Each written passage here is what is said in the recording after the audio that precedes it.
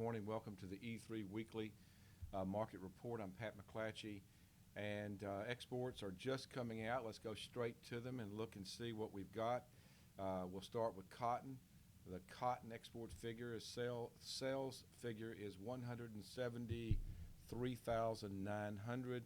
That's up 57% from the previous week, but down 23% from the 4-week average. Turkey took 69,100 running bales. Vietnam took 29,800 running bales. Mexico took 14,400 running bales. I see China did take 10,000 bales. And as we look at the reaction of the market here, not a lot of reaction.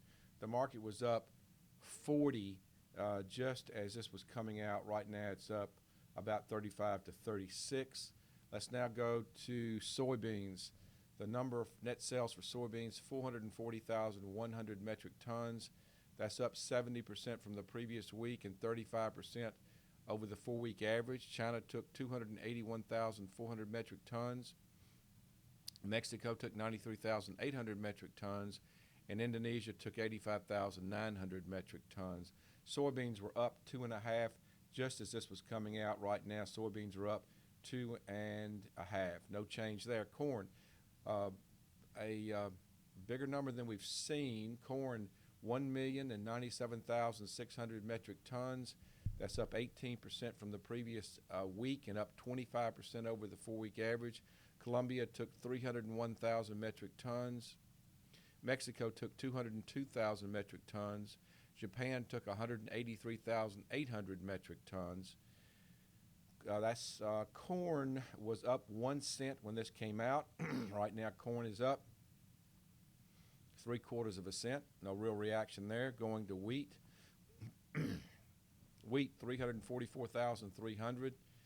That metric tons. That's down 11% from the previous week, but up 42% over the 4-week average. And we've got Mexico. Unknown destinations took 105,900 metric tons. Mexico took 45,900 metric tons. South Korea took 39,200 metric tons.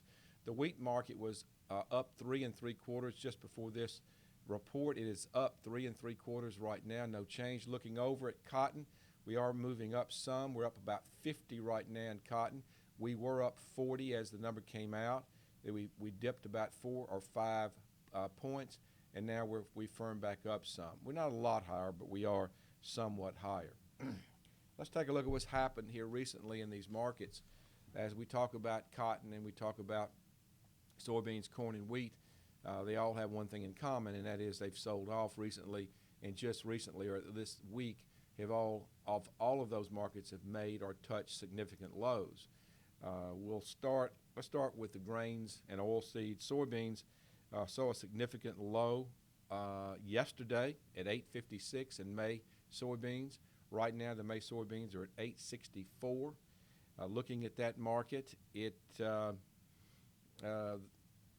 as far as the highs go, we still think this market has a chance to move up to $8.90 to $9. But on the other side, we do think that it can find support or should find support in the area of 8.50 to 8.60. Looking at corn, May corn, significant low was made yesterday at 3.55 in May corn. Now May corn is trading at 3.57, very close to that low. Targets for that, we think this market does have the potential to move back up somewhere toward 3.80 to 3.90, but it also has the potential to move down and find support in the 3.50 level. May wheat, significant low was made yesterday at 4.42 1/4. Right now, that market in May wheat is at 4.53 3/4. And as far as a target there, we expect that market has a potential to move up toward 4.90, but we also think it can move down to 4.30. Now let's talk about cotton. A little bit more to talk about here. Let's just look at the price action. We saw a significant low made this Monday. May cotton got down to 54.53. Right now, that market's at 56.31. It had a bounce the day that happened of about 200 points. It was almost down 300 on the day on Monday, but managed to close down about 100. Since then, each day that's gone by, we have tried to rally, but we've not been able to sustain the rally. We drift back off, and on the close each day, we're down a small amount. And the same thing's happening today. We're up 46 on the day. That's not new. We've seen that each day. We just want to be able to hold the market down here and hold these rallies before we think we can see a significant bounce off these lows. Target for cotton, where can it go?